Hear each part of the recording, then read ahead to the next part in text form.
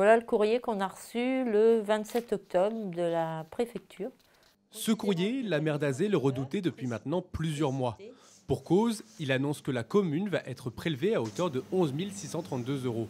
Une somme réclamée par la préfecture et correspondant à plusieurs années d'impayés au titre de la loi Carle. Un geste parfaitement assumé par la maire. On savait qu'un jour ou l'autre, ça allait nous tomber dessus, hein. On le prévoit dans les budgets, ça. Le côté où on ne dit rien parce que c'est la loi, arrive un moment où on fait révolution, quoi. Et nous, on a tout sur place, quoi. C'est d'autant plus frustrant. Et on fait encore des travaux, puisque là, on désimperméabilise l'école, on fait tout ce qu'il faut pour accueillir nos enfants.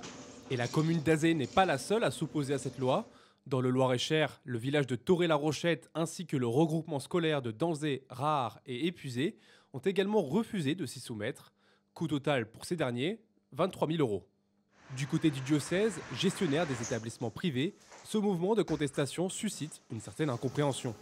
On peut comprendre que certaines municipalités, surtout dans un département rural tel que le Loir-et-Cher, peuvent contester cette loi Carle. Je ne le comprends pas d'une manière légale, puisque je rappelle que dans la Constitution, l'ensemble des Françaises et des Français ont la liberté de choix d'inscrire leurs enfants où ils veulent. À partir de là, eh bien, les communes, comme les départements, comme la région, participent au fonctionnement des établissements scolaires. Un sujet pris très au sérieux par le député de la 3e circonscription du Loir-et-Cher, Christophe Marion, qui a interpellé il y a quelques semaines le président de l'Association des maires de France. Un certain nombre de maires considèrent que c'est un peu une double peine, parce que non seulement il y a des menaces de fermeture de classe, mais en plus, il faut payer pour les élèves qui sont scolarisés dans le privé. Selon un rapport du Sénat publié en 2014, chaque année, c'est un peu plus de 16 millions d'euros qui sont dépensés par les communes françaises au titre de cette loi.